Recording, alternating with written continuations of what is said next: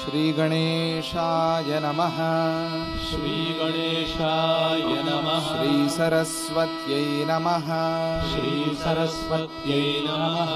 श्रीपादवल्लभ श्रीपादवल्लभ नरसिंहसरस्वती नरसिंहसरस्वती श्रीगुरुदत्तात्रेयाय नमः। श्रीगुरुदत्तात्रेयाय नमः। श्रीगणपति सच्चिदानंद सद्गुरुभ्यो नमः। श्रीगणपति सच्चिदानंद सद्गुरुभ्यो नमः।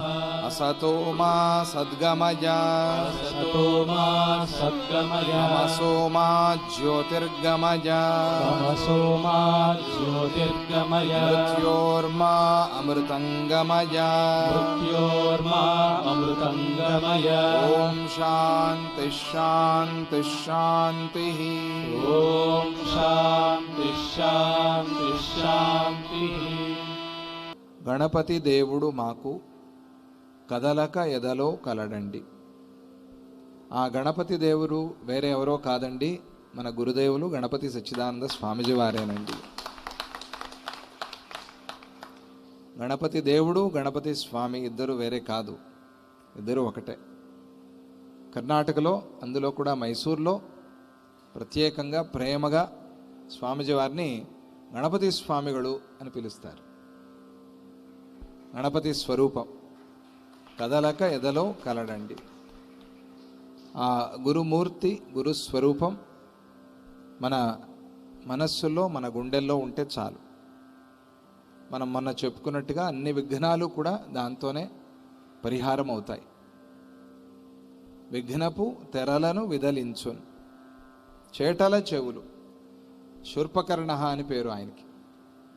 చేటల్లాంటి ఆ చెవులతో ఆయన సామాన్యంగా ఏనుగులు వచ్చి వాలే తుమ్మెదల్ని, ఈగలు, దోమలు వాటిని విసురుకుంటూ ఉంటాయి. కానీ ఆ గణపతి స్వామి అట్లా కాదు.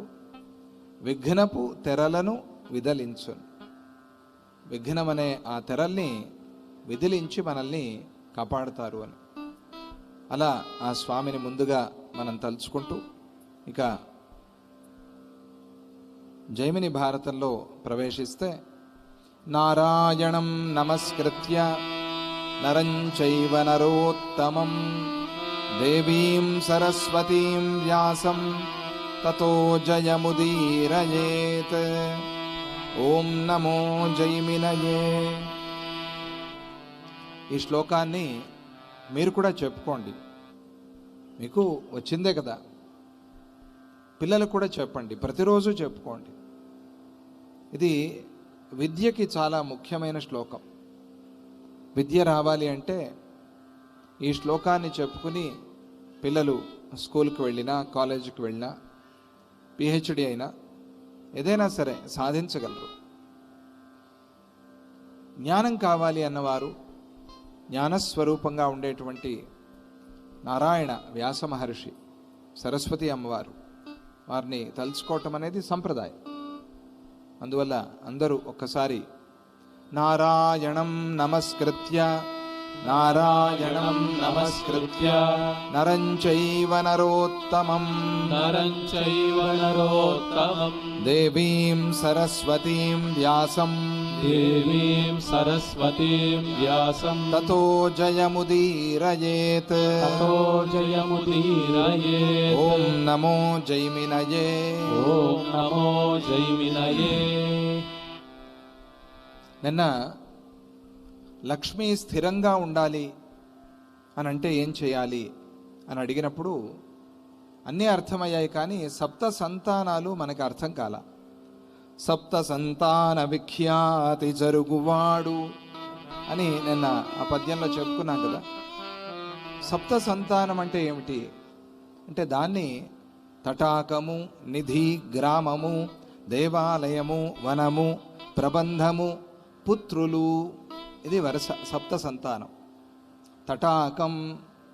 తటాకం అంటే నీళ్లు, చెరువులు తోడించటం, బావులు తోడించటం, దేవాలయాల్లో కానీ జనం ఉపయోగించుకునేటువంటి ప్రదేశాల్లో కానీ, లేదా ఒక గ్రామానికి ఉపయోగపడేందుకోసం ఒక చెరువు తోడించటం. ఈ కాలంలో ఆ చెరువులను చూసి వాళ్ళ పేర్లు మనం గుర్తు చేసుకుంటాం. మైసూరులో కూడా చాలా చెరువులు ఉన్నాయి, బెంగళూరులో ఉన్నాయి, ఈ ప్రాంతంలో చుట్టుపక్కల ఉన్నాయి. ఆ కాలంలో వాళ్ళు ఆ చెరువులు తోడించారు. ఎంత వేసవి వచ్చినా కూడా అక్కడ కొద్దిగా అయిన నీళ్లు ఉంటాయి తాగటానికి. అలా చెరువులు మనల్ని కాపాడుతాయి. జలదానం, లేదా వేసవిలో ఒక చలివేంద్రం పెట్టి, చాలా మంచిది అది జలదానం. ఇంటికి వచ్చిన వాళ్ళకి కనీసం నీళ్ళైనా అడగాలి అని చెప్తారు. ఎక్కడో స్కూల్లో ఒక వాటర్ ఫిల్టర్ వేయించండి, ఆ పిల్లలు మంచినీళ్ళు తాగుతారు, సంతోషం. అలా చిన్న చిన్న సేవలు కూడా మనం చేయొచ్చు. తటాకం, అది సప్త సంతానాల్లో మొదటిది తటాకం. ఇక నిధి. నిధి అంటే మనకు తెలిసినట్టుగా ఈ లంకె బిందెలు, ఇవన్నీ నిధులు. ఈ నిధి అనేది ఎవరి సొత్తు కాదు. ఎవరికైనా ఒకవేళ ఆ నిధి దొరికితే వాళ్ళే ఇవ్వాలి, ఇవ్వకపోతే ప్రభుత్వం వాళ్ళు లాక్కుంటారు. అది వాళ్ళ సొత్తు కాదు, అది వాళ్ళకి ఎంతో కొంత భాగం ఉంటుంది తప్ప అది అందరికీ సంబంధించింది. నిధి అని అంటే ఈ కాలంలో మనం వాడుకునే చాలా రకాల వస్తువులు అందరికీ ఉపయోగపడే విధంగా. పెద్ద నిధి అంటే ఈ కాలంలో పెట్రోల్ పెద్ద నిధి. అది ఏ రోజుకి ఆ రోజు రేటు పెరిగిపోతుంది. అన్ని భూమిలో ఉండేవి కదా. ఇలా ఈ నిధులు, ప్రకృతికి సంబంధించినవన్నీ కూడా నిధులు. వాటిని కాపాడటం, మనం ఏం చేయగలం అంటే కాపాడటం, నిధిని కాపాడటం. ఆ నిధిని కాపాడటం కూడా లక్ష్మీ అమ్మవారికి చాలా ఇష్టం. ఇక గ్రామం, ఒక గ్రామాన్ని ప్రారంభించటం పూర్వకాలంలో రాజులు చేసేవాళ్ళు. ఇది రాజుగారికి చెప్పే మాటే కదా యుధిష్ఠిరుడికి, కాబట్టి ఆయన పెద్ద మాటలే చెప్తున్నారు. ఒక గ్రామాన్ని ప్రారంభించి చేయటం. అలా గ్రామ నిర్మాణ, పట్టణ నిర్మాణ, లేదా ఒక పల్లె ఇలా ప్రారంభించి చేస్తే దానివల్ల అది అందరికీ ఉపయోగపడుతుంది. గ్రామం, తటాకం, నిధి, గ్రామం, దేవాలయం. సప్త సంతానాల్లో ఇది ఒకటి, దేవాలయం. మనము చాలా సంతోషంగా చెప్పుకోవాలి. పూజ్య గురుదేవులు స్వామిజీ వారు వందలాది దేవాలయాలు నిర్మాణం చేయించారు, ఇప్పటికీ చేస్తున్నారు. రేపు ఆగస్టు 9వ తారీఖు అమెరికాలో డల్లాస్లో వెంకటేశ్వర స్వామి ప్రతిష్ఠ చేస్తున్నారు విశేషంగా. అందుకే భాగవత సప్తాహం కూడా చేశారు. దేవాలయం, ఒక దేవాలయం ఉంది, ఎంతమందికి ఉపయోగపడుతుంది. పుణ్యాత్ములు రమణమూర్తి గారి దంపతులు ఈ ఆలయాన్ని అప్పట్లో నిర్మాణం చేయించారు. ఈరోజు మనమంతా కూడా సుఖంగా ఆనందంగా అనుభవిస్తున్నాం, అవునా కదా. వారిలో దూరి స్వామిజీ వారు ప్రేరణ కలిగించి మా ఊరు చుట్టుపక్కల కాకినాడ ఇక్కడ ఇలా ఒక ఆలయం కడితే బాగుంటుంది అన్నప్పుడు, నువ్వు కట్టగలవు మంచిదే, కానీ అందరినీ కలుపుకొని కట్టు, అందరూ కలవాలి. దేవాలయం అని ఇదివరకు రాజులు కూడా ఇట్లా వస్త్రం పట్టుకుని వెళ్ళేవారు. మేము దేవాలయం కడుతున్నాము, మీరు ఏదైనా ఇవ్వండి. అది చందాలు వసూలు చేయటం కాదు, అట్లా అనుకోకూడదు. అది మన పాపం పోతోంది. మనమేం ఎక్కువగా వేయాలి అని కాదు, మనకెంత ఉంటే అంత. 5 రూపాయలు ఉంటే 5 రూపాయలనే వేయండి. లేదా ఒక ఇటుక ఇంట్లో ఏదో మూలలో పడి ఉంటుంది, ఒక ఇటుకైనా ఇవ్వండి. ఆ ఇటుక మీదే నిలుస్తాడు పాండురంగడు.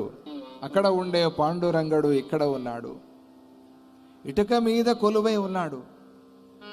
ఆయన వచ్చి బయట పుండరీకా అని పిలిస్తే, నేను ఇప్పుడు రాలేనయ్యా, అమ్మా నాన్న సేవ చేస్తున్నాను, ఇదిగో ఈ ఇటుక మీద నించో. వచ్చిన వాడికి ఆసనం ఇవ్వాలి కదా. అందుకనే పక్కనే ఒక ఇటుక ఉంటే ఆ ఇటుకను తోశాడు గట్టిగా.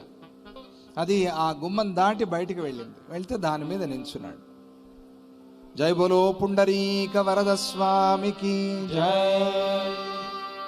విఠల విఠల విఠల, ఆ స్వామినే మనం కీర్తిస్తాం.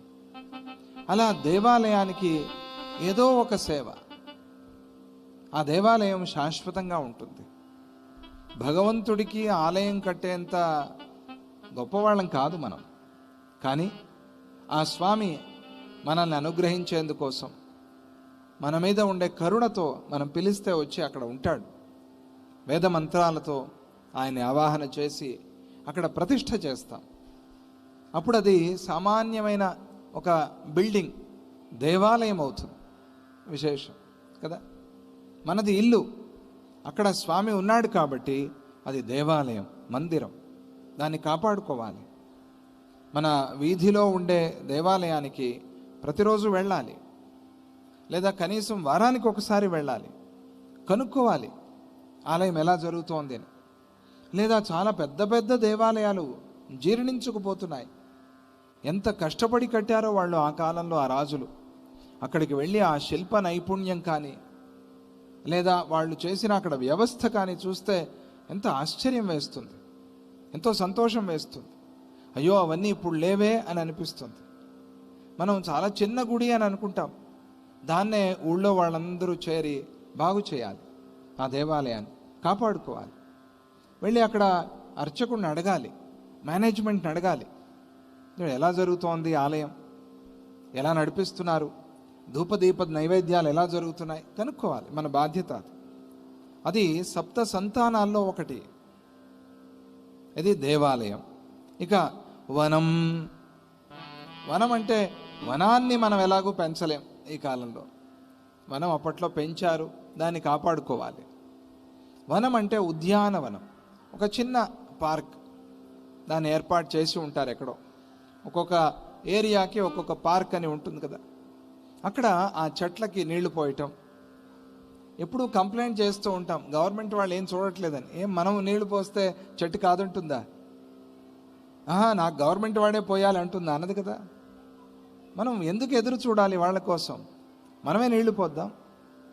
ఏదో ఆ చెట్టు వయస్సు అయిపోయింది, పడిపోయింది, మనమే ఇంకొక మొక్క తీసుకెళ్ళి నాటుదాం కదా, మంచిది కదా. అలా వనం అంటే ఉద్యానవనం, దాన్ని పెంచుకోవాలి. అది సప్త సంతానాల్లో ఒకటి. ఇక ప్రబంధం. ప్రబంధం అంటే మంచి పుస్తకాలు, మంచి కావ్యాలు. మంచి పుస్తకాలు ప్రింట్ చేయించాలి, రాయగలిగిన శక్తి ఉంటే రాయాలి. మంచి కావ్యాలు లోకానికి అందేలాగా చేయాలి. ప్రబంధం, ఉపయోగపడే విషయాలు. అలా ప్రబంధాలు, పుస్తకాలు కాపాడుకోవాలి. ఇది సప్త సంతానం. ఇక చివరిది చెప్పారు సంతానం. పుత్ర సంతానం, పుత్రీ సంతానం, చివరిది అది. సప్త సంతానాల్లో చివరిది సంతానం. ఇవన్నీ తటాక, నిధి, గ్రామ, దేవాలయ, వన, ప్రబంధ, పుత్ర లేదా పుత్రి, ఇది వరుసగా చెప్పిన సప్త సంతానాలు. ఈ సప్త సంతానాల కోసం ఎవరైతే సేవ చేస్తున్నారో, లేదా ఎవరు ఈ సప్త సంతానాల్లో తాము కూడా భాగస్థులై ఉన్నారో, అటువంటి వాళ్ళ దగ్గర లక్ష్మీ అమ్మవారు ఉంటుంది. అటువంటి వారికి సిద్ధి, మంత్రసిద్ధి అనేది కలుగుతుంది. లక్ష్మీ అమ్మవారు ఉంటే మంత్రసిద్ధి, మనశ్శాంతి. అలా ఈ సప్త సంతానాల్ని అందుకనే సప్త సంతాన విఖ్యాతి జరుగువాడు అని విశేషంగా అందులో కలిపి మనకి చెప్పారు. అలా ఆ సప్త సంతానాల విషయంలో బోధన చేసి ఎవరికి, ఆ యుధిష్ఠిరుడికి ఆ వ్యాస మహర్షి లక్ష్మీ అమ్మవారు శాశ్వతంగా ఉండే ఉపాయాన్ని చెప్పారు. నిన్న చాలా మాట్లాడుకున్నాం దాని గురించి. ఇక అప్పుడు యుధిష్ఠిరుడు లక్ష్మీ అమ్మవారు కదిలిపోకుండా ఉండాలి అని అంటే ఏం చేయాలి? లక్ష్మీ అమ్మవారు ఎవరిని విడిచిపెట్టి వెళ్ళిపోతుంది? ఏం చేస్తే ఇంట్లో నుంచి లక్ష్మీ అమ్మవారు ఖాళీ అయిపోతుంది? లక్ష్మీ అమ్మవారికి ఒక అక్కగారు ఉన్నారు, తెలుసు కదా మీకు. అక్కగారు, లక్ష్మీ అమ్మవారికి అక్కగారు, జ్యేష్ఠాదేవి అని అర్థం. ఆవిడ్ని మనం చెప్పకూడదు కానీ దరిద్ర లక్ష్మి అని పిలుస్తాం. ఆవిడ అక్కగారు. ఒకసారి వీళ్ళిద్దరికీ చాలా పెద్ద తగాదా, అక్క చెల్లెలు. ఏమని? ఇద్దరిలో ఎవరు చాలా అందగత్తే అని ఇద్దరికి చాలా పెద్ద గొడవ అవుతోంది. నారద మహర్షి వచ్చారు. ఏమ్మా గొడవ పడుతున్నారు అంటే, మా ఇద్దరిలో ఎవరు అందగత్తే తేల్చుకోలేకపోతున్నాం, అందుకనే గొడవ పడుతున్నాం, మీరే తేల్చండి అని. నారద మహర్షి అనుకున్నాడు, ఇదెక్కడ నాకు వచ్చింది గ్రహచారం, ఏదో తేలుద్దామని వచ్చాను, చాలా కష్టం కదా, అది కూడా అక్క చెల్లెళ్ళు, ఆడవాళ్లలో తేల్చడం చాలా కష్టం. ఎవరిని అందగత్తే అంటే ఎవరికి కోపం వస్తుందో ఆయన ఆలోచించాడు. ఎలా సమాధానం చెప్పాలి, ఎలా చెప్తే ఇద్దరూ సంతోషపడతారు అని ఆలోచన చేసి అక్కగారికి చెప్పాట, అమ్మా నువ్వు వెళ్ళిపోతుంటే అందంగా ఉంటావు. చెల్లెలికి చెప్పాట, అమ్మా నువ్వు వస్తుంటే అందంగా ఉంటావు అని చెప్పాడు నారద మహర్షి. జ్యేష్ఠాదేవి దరిద్ర లక్ష్మి వెళ్ళిపోతుంటే అందంగా ఉంటుంది, లక్ష్మీ అమ్మవారు వస్తూ ఉంటే అందంగా ఉంటుంది. అది అలక్ష్మి లక్ష్మి మనకి శ్రీ సూక్తంలో వస్తుంది కదా, అలక్ష్మీర్మే నశ్యతు. అలక్ష్మి అనేది నశించని, లక్ష్మి అనేది సిద్ధించని అని ప్రార్థన. అలా ఆ దరిద్ర లక్ష్మి లేదా జ్యేష్ఠ లక్ష్మి ఆవిడ ఎందుకు వస్తుంది, ఆవిడ స్థానాలు ఏమిటి, ఆవిడ వచ్చి ఇంట్లో చేరిపోవటానికి ఏమిటి కారణము అని ఆ యుధిష్ఠిరుడు అడిగాడు. అడిగితే అప్పుడు దానికి సమాధానం చెప్తూ వ్యాసుల వారు, ఆయనకి తెలియంది లేదు కదా, త్యజ్యతే సశ్రియా నిత్యం పరాన్నే యస్తు లంపటః. ఎవరికి ఎప్పుడు పరాన్నము తినాలి అనే ధ్యాస ఉంటుందో అటువంటి వాళ్ళని లక్ష్మీ అమ్మవారు విడిచిపెట్టి వెళ్ళిపోతుంది. విశేషం ఉంది ఇక్కడ. పరాన్నం అంటే ఎప్పుడు ఎక్కడ వాళ్ళింట్లో ఏం చేశారు ఆ ఇంటికి వెళ్ళి తిందామా, ఏ ఇంట్లో ఏ ఫంక్షన్ ఉంది, ఏ పండుగ ఉంది అనే ఆలోచన పరాన్న విచారం. అంటే ఏ కారణము లేకుండా ఊరికే వాళ్ళ ఇంటికి వెళ్ళి తినొచ్చేయటం, అలా చేయకూడదు. మనది మనమే చేసుకుని తినాలి. పరాన్నము మంచిది కాదు, స్వాన్నం మంచిది, నువ్వు వండుకుని తినాలి. మరైతే ఆశ్రమాలు దేవాలయాల్లో తింటున్నాం కదా స్వామి అంటే ఇది పరాన్నం అని ఎవరన్నారు? ఇది ఆత్మ అన్నం, మీ అందరి అన్నం ఇది. ఇది పరాన్నం కిందకి రాదు. ఇది దేవాలయాల్లో గురువు దగ్గర ఆశ్రమాల్లో పరాన్నం కిందకి రాదు. అది ఇది పరం అయితే కదా, ఇది మీరే మీదే మీరే అంతా ఇది కదా. భక్తుల కోసం ఇది for people by people to people అన్నట్టుగా, for devotees to devotees by devotees ఆశ్రమం అంతే కదా. అందువల్ల పరాన్నము అనే చింత అక్కర్లే మీకు ఆశ్రమాల్లో దేవాలయాల్లో. అది వేరే సంగతి, వేరే చోట పక్కంటి నుంచి వాసన వస్తూనే ఎంకోరండి వెళ్ళకూడదండి, ఇచ్చినా తెచ్చుకోకూడదండి. ఏ ఆహారము మన పొట్టలో ఉండగా మనము దేహాన్ని విడిచిపెట్టేస్తామో, అరగలేదు ఉంది, అది ఉంది, అలాగే ఉంది, ఏమో తెలియదుగా, అందరూ పోవలసిన వాళ్ళే ఎప్పుడు పోతారో. ఏ ఆహారము మన పొట్టలో ఉంటే ఆ ఇంటిలో, ఆ వంశంలో, ఆ కులంలో పొట్టవలసి వస్తుంది అని శాస్త్రం ఉందిగా. రుణం అరగలేదుగా, అరిగితే సరి, అరగలేదుగా అని ఒక శాస్త్రం. అందువల్ల పరాన్నం అనే దాన్ని అయినంత తగ్గించుకోవటం మంచిది. అందువల్ల పరాన్నే యస్తు లంపటః. ఏదో అప్పుడప్పుడు తప్పదు, పెళ్ళిళ్ళు గృహప్రవేశాలు ఏవో పిలిచారు వెళ్ళాలి కదా, అది మరీ అసలు రామండి పరాన్నము అని అనకూడదు, వెళ్ళాలి, బంధువులు కావాలి కదా, వాళ్ళు మనం పిలిస్తే రావాలి కదా. అది ఆ ఇచ్చి పుచ్చుకోవటం అనేది తప్పదు, ఉండాలి లోకంలో. మరి అంత కాదు, మాటి మాటికి అది తప్పు. పరాన్నే యస్తు లంపటః. ఇక రెండవది చెప్తున్నారు, మదిరాపానమత్తోయో మృగయాసక్త చేతసః. ఇది సామాన్యంగా అందరూ వింటూనే ఉంటారు. మదిరాపానం అంటే మద్య సేవనం. మద్యపానంతో లక్ష్మీ అమ్మవారు వెళ్ళిపోతుంది. ఎందుకు? దానికే తగలబెడుతూ ఉంటే ఇంకెక్కడ ఉంటుంది లక్ష్మీ అమ్మవారు? ఉన్న డబ్బంతా దానికే పోతూ ఉంటే ఏమండి? ఎవరో ఒక సిగరెట్ తాగేవాడిని ఒక లెక్క వేశారు. లెక్క వేసి, సిగరెట్ తాగుతున్నావు కదా, రోజుకి ఎంత కాలుస్తావని చెప్పాడు. ఎంతో కాల్చే మహానుభావుడు. ఇది వరుసగా తాగుతుడ శృంఖల ధూమపాన, దాన్ని ఏదో అంటారు కదా, ఏంటిది, మానకుండా చైన్ స్మోకర్ అని అడిగాను. ఎన్ని కాలుస్తా అంటే ఏదో చెప్పాడు, 6-7 పెట్టెలో ఏదో చెప్పాడు. చెప్తే ఒకసారి లెక్క వేసుకో, ఎప్పటి నుంచి అని అంటే కాలేజీలో చేరినప్పటి నుంచి. కాలేజీలో ఎందుకు చేరతారంటే ఎప్పుడెప్పుడు అమ్మా నాన్నకి తెలియకుండా ప్రారంభించచ్చా అని దానికోసం. చాలా తప్పది. ఇప్పుడు ఈ కాలంలో అన్నం తింటేనే రోగాలు వస్తున్నాయి, సిగరెట్ తాగితే రాకుండా ఉంటాయా ఏమండి? అమ్మో, ఘోరమైన రోగాలు. అంత ప్రచారం చేస్తూ ఉంటారు, అయినా కూడా చాలామంది పట్టించుకోరు. ఆ దుర్వ్యసనాలు, చెడు అలవాట్లు ఏవే ఉన్నాయో అవన్నీ గురు పాదాలకి సమర్పణ చేసేసేయండి, కాలిపోతాయి అవన్నీ అక్కడే. అదే మనం ఇవ్వాల్సింది గురువుకి, సంతోషపడతారు. అలా ఎంత అడిగితే చాలా పెద్ద లెక్క చెప్పాడు. చెబితే, అయ్యా ఈ డబ్బు నువ్వు బ్యాంకులో వేసుకుని ఉంటే ఈ రోజుకి నువ్వు కోటీశ్వరుడివి.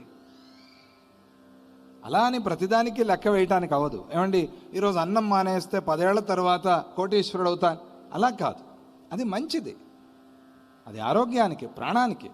ఇటువంటి వ్యసనాలు ఇవి మంచిది కాదు. అందుకనే మదిరాపాన మత్తోయో మృగయాసక్త చేతసః.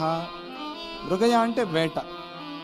పూర్వకాలంలో రాజులు వేటాడేవాళ్ళు కదా, ఈ కాలంలో కూడా వేటాడతారు, జైల్లో పెడతారు అంతే వేటాడితే, తప్పది.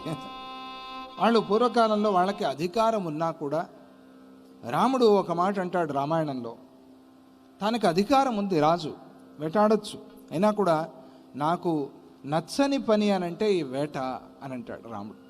నాకు నచ్చదు ఇది.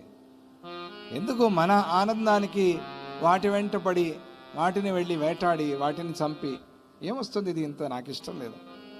మృగయాసక్త చేతసః. ఈ వేట మీద మనస్సు ఉంటే, వేట అంటే ఏమిటి, ఎవరినో హింసించాలి, ఏదో ప్రాణికి ఏదో ఇబ్బంది కలిగించాలి, ఇది ఉంటే కూడా లక్ష్మి ఉండదు, లక్ష్మి వెళ్ళిపోతుంది. సాధు నిందాకరోయస్తు. సాధు నిందాకర. చాలామంది సాధువుల్ని తిట్టడమే ఒక పనిలాగా పెట్టుకుని ఉంటారు. ఏమో తెలియదు, అది వాళ్ళకి ఏది నచ్చదు. పొరపాటున కూడా మనం సాధు సత్పురుషుల్ని ఒక మాట అనకూడదు. ఎక్కడ ఏ పుట్టలో ఏ పాముందో, ఏ అగ్నియో ఏం కాలుస్తుందో తెలియదు మనకెందుకు, మనం అనకూడదు. అది చాలా పొరపాటు, చాలా తప్పు. సాధు నిందాకరో యస్తు యస్మారామాది భంజక. ఆరామాది భంజక. చాలా చక్కగా ఏదో చెట్లు చాలా చక్కగా ఏదో బాగా తయారు చేసి ఉంటారు అలంకారంగా, అదే పనిగా పోయి దాన్ని పాడు చేయటం, ఆ చెట్లు నరికేయటం. ఆరామాది భంజక. దేవాలయాల్ని కూల్చేసిన వాళ్ళంతా ఉన్నారు కదా, వాళ్ళు కూలిపోతారు త్వరలోనే, ఏమీ మనకు ఆలోచన అక్కర్లా. దేవాలయం కూర్చిన వాళ్ళు తొందరగానే కూలిపోతారు. అదే పనిగా వచ్చి ఎన్ని దురాక్రమణలు భారతదేశం మీద. మొన్న స్వామీజీ వారు సోమనాథ గుర్తు చేసుకుంటూ అంత తన్మయమైపోయారు. అయ్యో, సోమనాథ మీద ఎంత ఆక్రమణ జరిగింది కదా, ఎన్నిసార్లు ఆ సోమనాథ ఆలయాన్ని కూలుద్దామని ప్రయత్నం చేశారు. ఈరోజు బ్రహ్మాండంగా ధర్మధ్వజంలాగా నిలబడి ఉంది గుజరాత్లో. కాదది కూలుద్దామంటే అవుతుందా? అట్లా కాపాడారు ఆ పురోహితులు. అక్కడ ఉండేవాళ్ళు భక్తులు ఆ శివలింగాన్ని ఎత్తుకొచ్చేశారు. వీళ్ళు ఇట్లా దేవాలయం కూలుస్తారు, దేవాలయం మళ్ళీ కట్టుకోవచ్చు, ఏముంది, శివాలయం ఉంటే మళ్ళీ కట్టుకోవచ్చు. ఆ శివాలయాన్ని తీసుకొచ్చేశారు. తీసుకొస్తే అప్పుడు ఒక మహానుభావుడు, ఆయన ఒక యతీశ్వరుడు, ఆయన ఇదిగో ఈ శివలింగం ఇలాగే ఉంటే దీనికోసం వీళ్ళు మళ్ళీ పరిగెత్తుకుంటూ వస్తారు మన దగ్గరికి, ఆక్రమించి దీన్ని పట్టుకెళ్ళిపోవటానికి ఎంతమందిని చంపేస్తారో తెలియదు, కాబట్టి ఈ శివలింగాన్ని మనం ఒక 108 1000 శివలింగాలు తయారు చేద్దాము అని ఆయన, ఆ యతీశ్వరుడు ఒక సలహా చెప్పారు. సోమనాథ్లో జరిగింది ఇది. పెద్ద శివలింగం, అది సామాన్యమైన శివలింగం కాదు. అది సోమనాథ అంటారు కదా, చంద్రుణ్ణి అనుగ్రహించిన క్షేత్రం అది. నృపే అదే సోమనాథ, నృపే చంద్రసేనే, చంద్రసేనుడు అని ఆ చంద్రుడి అంశతో పుట్టిన ఒక రాజు. ఆయనకి భయంకరమైన వ్యాధి వస్తుంది. ఆయన్ని అనుగ్రహించటానికి ఆ సోమనాథుడు అక్కడ ప్రత్యక్షమవుతాడు. ఇది ఇప్పటిది కాదు, ఎప్పుడో కృతయుగం నాటి మాట. అప్పుడు వచ్చిన శివలింగం ఆయన అడుగుతాడు, స్వామి నువ్వు ఇక్కడే ఉండిపోవాలి అని. అంటే అప్పుడు ఆయన, ఇదిగో ఇది చంద్రమండలం నుంచి తెచ్చిన రాయి, శిల, దానితో తయారైన శివలింగం. జాగ్రత్తగా వినండి మన చరిత్ర. అది ఇక్కడ నేను నీకు ఇస్తున్నాను, స్థాపన చేసుకో అంటే అక్కడ సోమనాథ స్థాపన చేశారు. అది అప్పటి నుంచి వస్తోంది, జ్యోతిర్లింగం కదా అది, అప్పటి నుంచి వస్తోంది. కృష్ణుడు కూడా దానికి ఆరాధన చేశాడు. వీళ్ళు వచ్చారు ఇక్కడి నుంచి, ఎవరు వీళ్ళంతా, గజని వీళ్ళంతా వచ్చారు.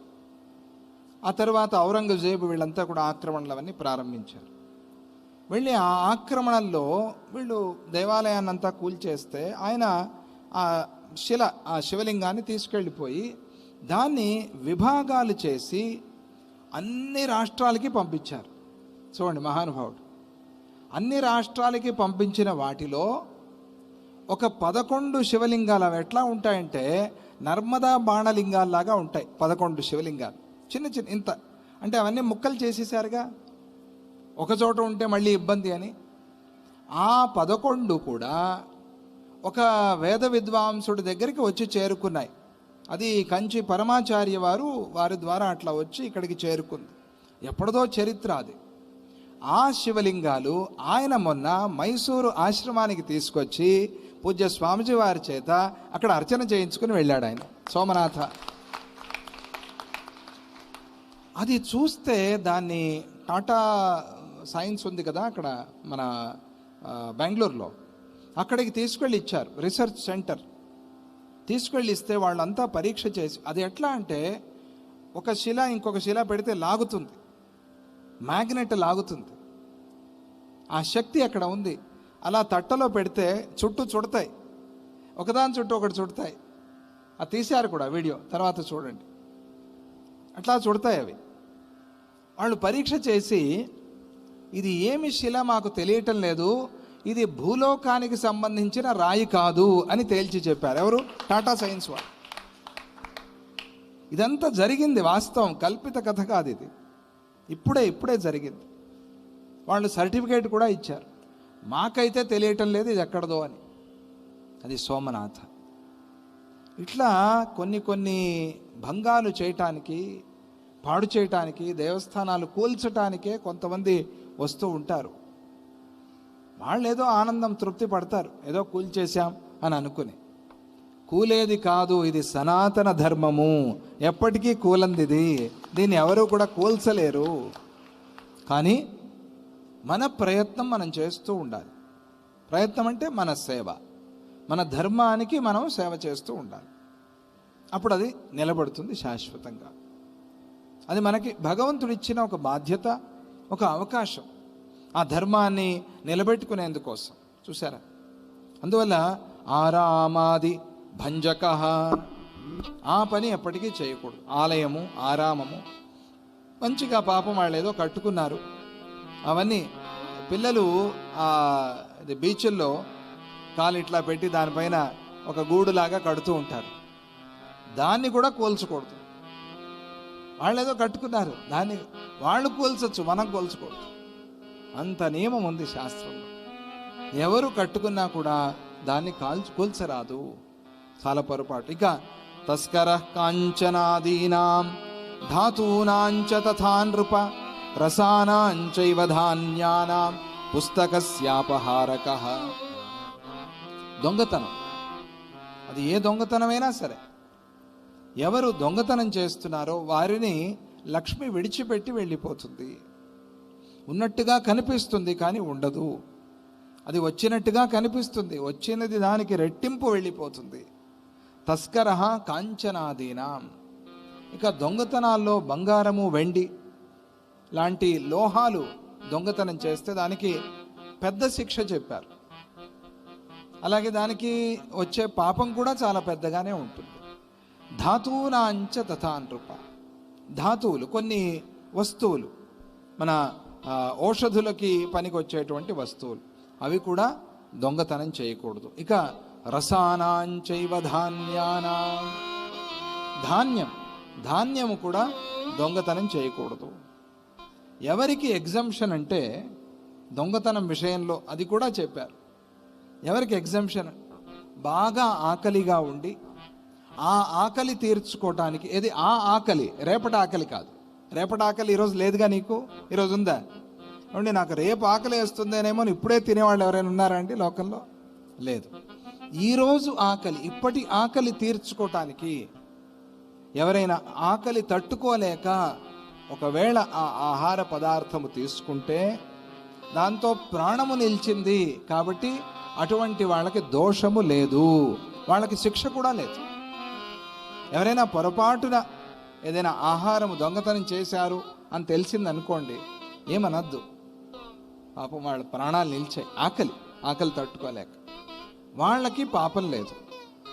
ఇక తక్కిన విషయాల్లో మాత్రం పాపం. దాచుకోవటానికి మనం దొంగతనం చేస్తే మాత్రం పాపం. అది మాత్రమే కాదు, పుస్తకము దొంగతనం చేసినా కూడా పాపమే. పుస్తకస్యాపహారక. చాలామంది పుస్తకాలు దొంగతనం చేస్తూ ఉంటారు. ఇదిగో ఇలా ఇప్పుడే చూసి తీసుకొచ్చి ఇస్తా ఉంటారు. పరహస్తం గతం గతం అంతే. పుస్తకం వనితా విత్తం, పరహస్తం గతం గతం. ఇది మనం వింటాం కదా. పరహస్తం వెళ్తే పుస్తకము ఎందుకో ఇవ్వాలి అని అనిపించదు, ఇంట్లో లైబ్రరీలో చేరిపోతుంది, సముద్రంలో చేరినట్టుగా చేరిపోతుంది, మళ్ళీ రిటర్న్ చేయాలి అని అనిపించదు. అలా పుస్తకాన్ని దొంగతనం చేయటం కూడా మంచిది కాదు, జ్ఞానం కదా అది. సోమకాసురుడు అని ఒక రాక్షసుడు, వాడేం దొంగతనం చేశాడు? శ్రీహరి యొక్క మొదటి అవతారం. ఏది అవతారం? చేపపిల్లలాగా వచ్చాడు. పుస్తకం దొంగతనం చేసి తీసుకెళ్ళిపోయాడు, హార్డ్ డిస్క్ ఎత్తుకెళ్ళిపోయాడు వాడు. సోమకాసురుడు, ఈ కాలం భాషలో చెప్పాలంటే అంతా సేవ్ చేసి పెట్టిన హార్డ్ డిస్క్ ఒకటి ఉంది బ్రహ్మగారి దగ్గర, ఎత్తుకెళ్ళిపోయాడు. పాస్వర్డ్తో సహా ఎత్తుకెళ్ళిపోయాడు వాడు. బ్రహ్మగారికి ఏం గుర్తురాలా.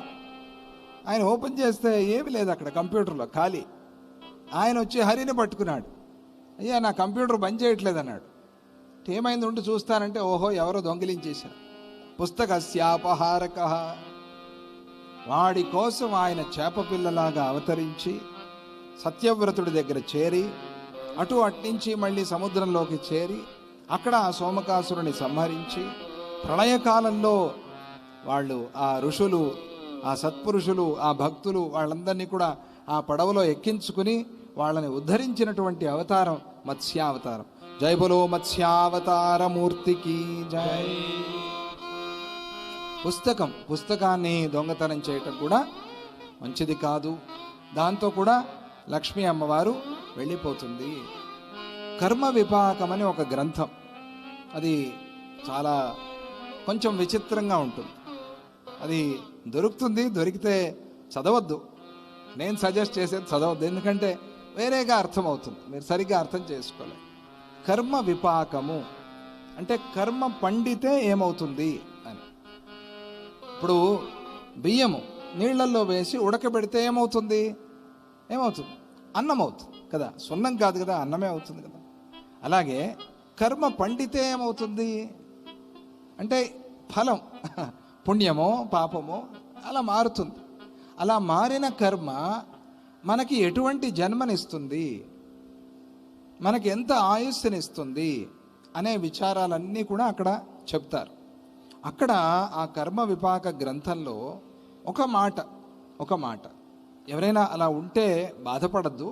ఒక మాట అక్కడ ఏం చెప్పారు అంటే, ఎవరైనా పుస్తకాన్ని దొంగతనం చేస్తే భగవంతుడు వాళ్ళకి వేసే పనిష్మెంట్ ఎలా ఉంటుంది అంటే, వాళ్ళ వంశంలో మూగపిల్లలు పుడతారు అని చెప్తారు. చూసారా ఇంత పనిష్మెంటా అండి? ఇవన్నీ తెలుసుకోవాలి అనేది అందుకనే కదా. ఇప్పుడు మనం తప్పు చేస్తే పిల్లలకి ఎందుకు అనే ఒక మాట, దానికి కూడా అక్కడ చెప్పారు సమాధానం. పిల్లల్ని ఎవరు కూడా వేరేగా చూడరు, తమ నుంచి తామే అన్నట్టుగా చూస్తారు. పిల్లలు, మనవళ్ళు, మనవరాళ్ళు వీళ్ళంతా తామే. ఆత్మావై పుత్రనామాసి, నేనే ఆత్మస్వరూపం అన్నట్టుగా చూస్తారు పిల్లలు. కానీ ఎవరినైనా సరే వాళ్ళ విషయంలో ఇటువంటి దోషాలు, లోపాలు కనిపిస్తే ఎంత బాధ, ఎంత కష్టం. ఇటువంటివన్నీ ఎందుకు అవుతున్నాయి అని అంటే, ఎప్పుడో ఏదో చేసిన లోపము, దోషము కారణంతో ఇటువంటి శిక్షలు పడుతున్నాయి అని అక్కడ ఆ కర్మ విపాకంలో చెప్పిన మాట. అందువల్ల ఎవరైనా వంశంలో, ఇంట్లో అటువంటి బాధలతో ఉండే పిల్లలు ఉంటే గనక వారికి ఆ బాధ పోయేందుకోసం, ఇంకా మాటలు రావట్లేదు పిల్లలు, 2 ఏళ్ళు 3 ఏళ్ళు మాటలు రావట్లేదు అని చాలామంది బాధపడుతూ ఉంటారు. ఏదో అప్పుడప్పుడు అట్లా చిన్న చితక మాట్లాడుతున్నాడు, దత్త అత్త తాత ఇటువంటివి మాట్లాడుతున్నాడు అన్నవాళ్ళు పేదలకి పుస్తక దానం చేయండి. చాలా మంచిది అది. పుస్తక దానం చేయండి. గురుగీత లాంటి గ్రంథాలు దానం చేయండి. భగవద్గీత లాంటి గ్రంథాలు దానం చేయండి. అందుకనే ఆ గ్రంథాల్లో మనకి చెప్పేది, భగవద్గీతలో కూడా రాసి భగవద్గీత దానం చేస్తే, అప్పట్లో ప్రింటింగ్ లేదు కదా, అందువల్ల రాసి ఇప్పట్లో ప్రింట్ అయిన పుస్తకాలు దానం చేస్తే కూడా అది పిల్లలకి చాలా ఉపకరిస్తుంది. పాపం ఆ పిల్లలు కష్టపడుతూ ఉంటారు. ఇప్పుడైతే మనం ఎక్కువగా ఆటిజం గురించి వింటాం. ఎక్కడ చూసినా ఆటిజం అని పిల్లల్లో. మరి అది గర్భదోషమో లేదా బాల్య దోషమో లేదా అన్నదోషమో లేదా పరిసరం వాతావరణ దోషమో లేదా అన్నీ కలిసి వచ్చిన దోషమో మనకి చెప్పడం కష్టం. కానీ అది ఎక్కువైంది ఈ కాలంలో, అది ఎక్కువైంది. అది వింటున్నాం మనం. ఆ సమయంలో ఆ పిల్లల్ని జాగ్రత్తగా, అందుకనే గర్భంలో ఉన్నప్పుడే ఆ పిల్లల రక్షణ కోసం ఆ తల్లులు కానీ ఆ తండ్రులు కానీ తీసుకోవాల్సిన జాగ్రత్తలు, వారి ఆ పర్యావరణం, వారి వాతావరణం అంతా ఎట్లా ఉండాలి, ఇవన్నీ కూడా ఉన్నాయి కదా. కొన్ని జాగ్రత్తలు మనం తీసుకుని వాటిని పాలిస్తే ఆ పిల్లలు కూడా బాగుంటారు. అలా పుస్తక అపహారక, పుస్తకాన్ని దొంగతనం చేస్తే వచ్చే దోషాల్ని ఆ కర్మ విపాకంలో ఆ ప్రకారంగా చెప్పారు. ఇక తృణకాష్ఠ సమూహానాం ఫలాదీనాం నరాధిప, కట్టెలు దొంగతనం చేసిన, ఇంకా ఏమైనా వస్తువులు దొంగతనం చేసిన, ఫలాదీనాం పళ్ళు ఏమైనా దొంగతనం చేసినా కూడా. శంఖలిఖితులు అని భారతంలోనే ఒక కథ వస్తుంది, గుర్తుందో లేదో మీకు తెలియదు. స్వామిజీ వారు చెప్పినప్పుడు అక్కడ ఆయన ఆ శంఖలిఖితుల్లో మహర్షి ఏదో బాగా పండింది కదా, ఇంకేమి రాలిపోయేలాగా ఉంది అని ఆ మామిడి పండు కోసం వెళ్తాడు. వెళ్ళంగానే పడిపోతుంది. అది పడిపోతే రాలిపోయింది కదా, రాలిపోయింది ఎవరికి అని చెప్పి అప్పటికే చిలక కూడా కొట్టింది, చిలక కొట్టిన పండిది అని చెప్పి దాన్ని తీసుకున్నాడు. ఆయన తీసుకుని కొంచెం రుచి చూసి ఆయనకి ఒక అనుమానం వచ్చింది. అరేరే, ఇది మంది కాదు కదా, ఎవరిదో, మనం తీసేసుకుని తిన్నాము, దీనికి మనం ప్రాయశ్చిత్తం చేసుకోవాలి అని అనుకున్నాడు. ఆ కాలంలో చూడండి ఎట్లా ఉండేది పండు. ఈ కాలంలో మార్కెట్ అంతా ఎత్తేసినా కూడా అడిగేవాళ్ళు లేడు, ప్రాయశ్చిత్తము లేదు, పశ్చాత్తాపము లేదు. ఒక్క పండు, అది కూడా పూర్తిగా తినలేదు. వెళ్ళి అడిగాడు, అన్నగారు ఇట్లా చేసేసాను నేను, నాకేదైనా పాపం వస్తుందా అని. పాపం ఖచ్చితంగా వస్తుందన్నాడు. అయితే దీనికి ప్రాయశ్చిత్తం ఏమిటి అంటే, నీ చేయి నరికేసుకో అన్నాడు. వింటేనే భయం వేస్తుంది మరి. ఆయన కూడా మళ్ళీ మాట్లాడలే, వెంటనే వెళ్ళి చేయి నరికేసుకున్నాడు. ఏదో బొట్టు పెట్టుకున్నట్టుగా కత్తి తీసుకుని నరికేసుకున్నాడు. మహాభారతంలో వచ్చిన కథ అది. వాళ్ళు ధర్మశాస్త్రం రచన చేశారు. తర్వాత భగవంతుడి అనుగ్రహంతో మళ్ళీ ఆయనకి హస్తం వచ్చింది అని అక్కడ కథ. అలా ఏది ఫలాదీనాం, ఫలాదులు దొంగతనం చేసిన, స్థేనోపి వస్తు జాతానాం సశ్రియా త్యజ్యతే నరః. ఇక ఏదైనా సరే, అది ఇది అని కాదు, ఎందుకు ఆ లిస్టు, ఏదైనా వస్తువు దొంగతనం చేస్తే అటువంటి వాళ్ళని లక్ష్మి విడిచిపెట్టి వెళ్ళిపోతుంది. దొంగతనం అంటే తీసుకున్న అప్పు తిరిగి ఇవ్వకపోవటం కూడా దొంగతనమే. ఇది దొంగతనం కిందకే వస్తుంది. దీనికి కూష్మాండ మంత్రాలు మనం భక్తిమాల్లో రాసుకున్నాం. చాలా ఒక 5-6 సంవత్సరాలు అయిపోయాయి.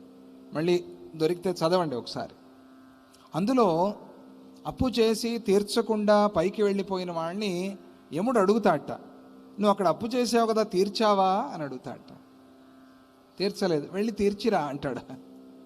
వాళ్ళు ఎక్కడున్నారో నేను ఎట్లా పట్టుకోనంటే, ఏమి వెళ్ళి వెతుకు. మరైతే వాళ్ళ ఇంట్లోనే నన్ను పుట్టిస్తావా అంటే, ఏదో వేరే దేశంలో పుట్టిస్తాం. ఎక్కడో దేశంలో పుట్టినవాడు వీడిని వెతుక్కుంటూ రావాలి. ఈలోగా వీడు బతికుండాలి.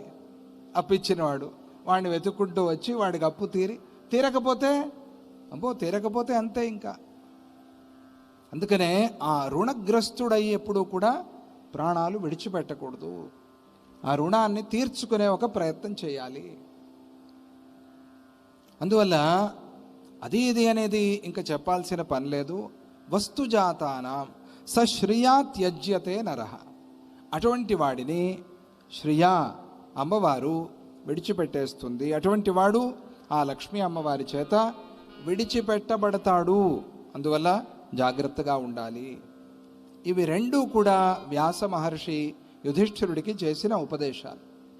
రాజుగారు కదా, డబ్బు వస్తుంది, వచ్చిన డబ్బు నిలవాలి, వచ్చిన లక్ష్మి నిలవాలి, వెళ్ళిపోకుండా కదా. వచ్చింది పోయింది అంటే ఏం ప్రయోజనం? అందువల్ల యుధిష్ఠిరా, నీకు రేపు చాలా డబ్బు రాబోతోంది, చాలా మంచిది, దాన్ని నిలబెట్టుకునే ప్రయత్నం నువ్వు చెయ్యి. ఈ ప్రకారంగా ధర్మ మార్గంలో నువ్వు ఉంటే గనక నిన్ను లక్ష్మి విడిచిపెట్టి వెళ్ళదు. ఒకవేళ ఎప్పుడైనా వెళ్ళినా కూడా మళ్ళీ తిరిగి వస్తుంది. ధర్మ మార్గంలో ఉన్న వాళ్ళని లక్ష్మి ఎప్పటికీ విడవదు. నమ్మకంగా ఉండండి, ధైర్యంగా ఉండండి. ఇది వ్యాస మహర్షి చెప్పిన మాట. ఇంత ఆయన ఉపదేశం చేసి ఇదంతా బాగానే ఉంది, మనం మాట్లాడుకుంటున్నాం, అన్ని రకాల ఏర్పాట్లు కూడా నువ్వు చేస్తున్నావు, చాలా సంతోషం. కానీ అసలైన వాడు ఇక్కడ లేడు. ఎవరు? శ్రీకృష్ణ పరమాత్మ. ఆయన నేను అప్పటికే నెల రోజులైపోయాయి వచ్చి వెళ్ళాలి అని చెప్పి ద్వారకకి వెళ్ళిపోయాడు కదా, అది మనం చెప్పుకున్నాం కదా. ఇప్పుడు ఆయన లేకుండా మనం యజ్ఞాన్ని ప్రారంభించలేము. ఎందుకు? వేదం ఏం చెప్తుంది? యజ్ఞో వై విష్ణు. యజ్ఞం అంటే విష్ణువే, విష్ణు అంటే యజ్ఞమే, వేరే కాదు. ఆయనే యజ్ఞము, ఆయనే యజ్ఞాన్ని చేసేవాడు, ఆయనే యజ్ఞాన్ని చేయించేవాడు, ఆయనే యజ్ఞ ఫలాన్ని స్వీకరించేవాడు, ఆయనే యజ్ఞానికి ఫలాన్ని ఇచ్చేవాడు. అర్థమైందా? యజ్ఞాంతకృత, యజ్ఞభుక్, యజ్ఞాంగ, యజ్ఞవాహన, ఇవన్నీ ఆయనకి పేర్లు. అందుకే మనం చండీ యాగం చేసుకుంటున్నాం. ఇది కుంతీ మాధవ క్షేత్రంలో, పురుహూతికా క్షేత్రంలో, శ్రీపాద శ్రీవల్లభ స్వామి అవతరించిన క్షేత్రంలో, మన గురుదేవులు దత్తాత్రేయ స్వామిని ప్రతిష్ఠ చేసిన క్షేత్రంలో.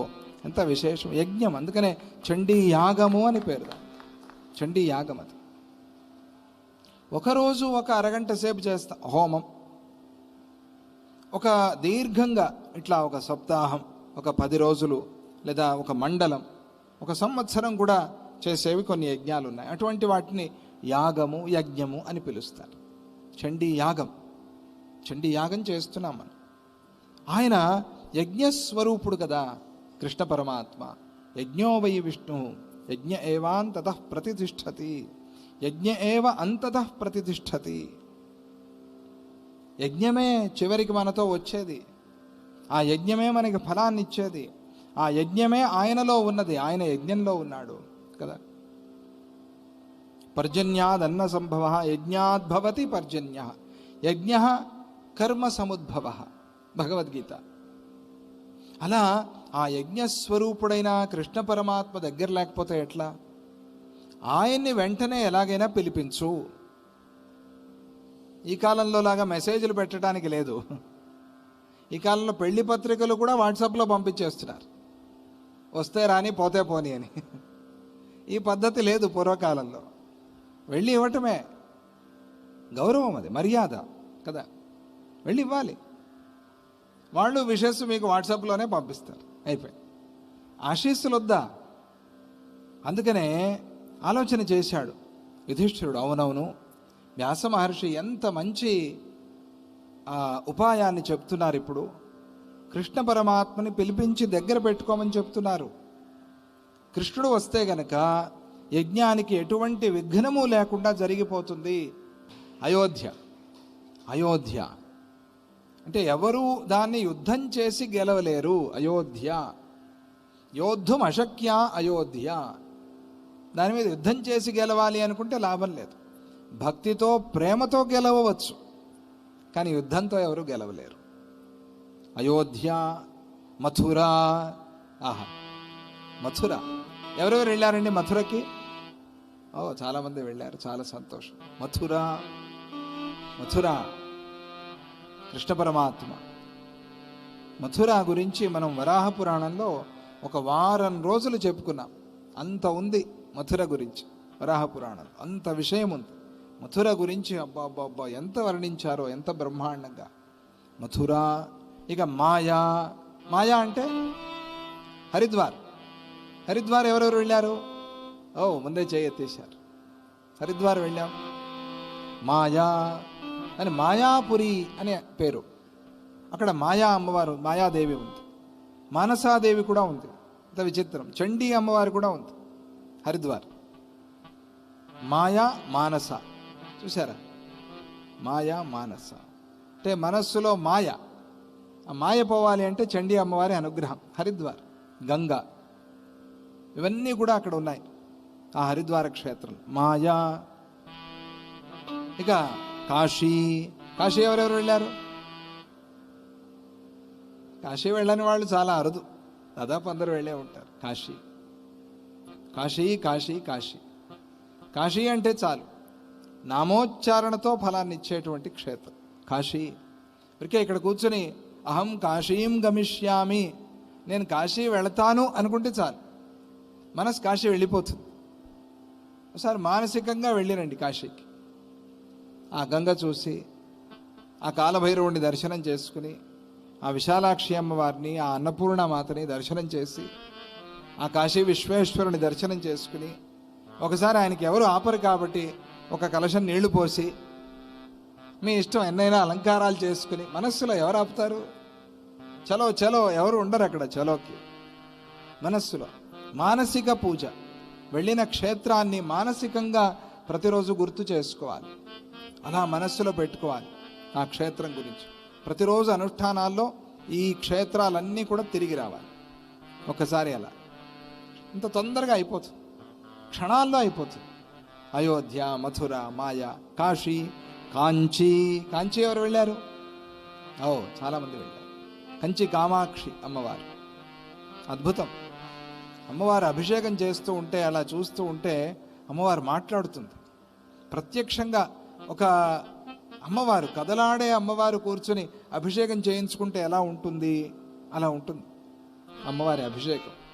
అట్లా అప్పుడప్పుడు కళ్ళు తెరుస్తూ కళ్ళు మూస్తూ, ఇది నీళ్లు పడ్డప్పుడు, పాలు పడ్డప్పుడు అట్లా తెరిచి మూస్తూ, ఆ అనుభవం అక్కడ స్పష్టంగా తెలుస్తుంది కాశీలో, అదే కాంచీలో.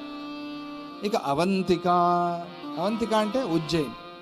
ఉజ్జయినికి ఎవరు వెళ్ళారు?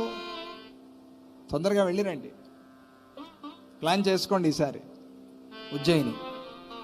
ఉజ్జయినిలో త్వరలోనే కుంభమేళా కూడా వస్తోంది. ఇది ఎప్పుడు? 26లో నాసిక్ అనుకుంటా. అక్కడ కూడా కుంభమేళా జరుగుతుంది. 4 కుంభమేళా ప్రదేశాలు: హరిద్వారు, ఉజ్జయిన, అలాగే నాసిక్, ప్రయాగ. 4 కుంభ స్థానాలు ఇవి. 4 గరుత్మంతుడు అక్కడి నుంచి పట్టుకొచ్చేప్పుడు అక్కడ ఆ బిందువులు పడ్డాయి, అమృత బిందువులు పడ్డాయి. ఉజ్జయిని. మహాకాళేశ్వరుడు. జై బలో మహాకాళ స్వామికి, జై బలో మహాకాళీమాతకి. 18 శక్తిపీఠాలు ఉజ్జయిని. అమ్మవారు 28లో వస్తుంది కుంభమేళ అక్కడ. అది అలా ఉజ్జయిని క్షేత్రం. ఇక పురీ ద్వారవతి చైవ. ద్వారవతి అంటే ద్వారక. ఈ ద్వారక చాలా విశేషమైన క్షేత్రం. ప్రభాస తీర్థం, ఇవన్నీ కూడా అక్కడ. ఆ ద్వారక కృష్ణ పరమాత్మ ప్రవేశించి ఆయన రాజధానిగా నిర్మాణం చేసుకున్నాడు కదా, దాంతో ఇంకా పవిత్రమైపోయింది. కొందరు పూరి జగన్నాథ అని కూడా అంటారు. చారధామాల్లో అది కూడా వస్తుంది. అది కూడా మోక్షపురాల్లో ఒకటి. పర్వాలేదు. ఎవరెవరు వెళ్ళారు పురికి? పూరి జగన్నాథ. జై బలో జగన్నాథ స్వామికి. ద్వారవతి, ద్వారక. ఇక్కడ ఈ ద్వారకలో కృష్ణ పరమాత్మ ఉన్నాడు కదా, ఆయన కోసం బయలుదేరాడు భీమసేనుడు. ప్రయాణం చేసి ఆ భీముడు కృష్ణ భక్తిలో లీనమైపోయి కృష్ణుని గురించే పాడుతూ, కృష్ణుని గురించే స్మరణ చేస్తూ, కృష్ణ కృష్ణ కృష్ణ శ్రీకృష్ణ కేశవ వైకుంఠ మాధవ నరసింహాచ్యుత నారాయణ నారాయణ నారాయణ నారాయణ నారాయణ. రేపు ఏకాదశి. నారాయణ స్మరణం చాలా ముఖ్యం. ఎవరైనా నమస్కారం చేస్తే సన్యాసులు యతులు నారాయణ అని నారాయణ స్మరణ చేస్తారు. ఎందుకంటే అన్ని నమస్కారాలు ఆయనకే. సర్వదేవ నమస్కార కేశవం ప్రతి గచ్చతి అని కదా. భీమభక్తి, ఆయనకు ఒళ్ళు తెలియదు, దాన్నే భీమభక్తి అనేది. కాలం తెలియదు, ఆకలి తెలియదు, ఏమీ పట్టదు ఆయనకి. ఆకలి వేస్తే అంతే తింటాడు ఆయన. భీముడు, ఆయన ఇష్టం. గాలి గాలి వీచుకుంటూ వెళ్ళినట్టుగా. గాలి ఎక్కడ ఖండితం అవుతుంది?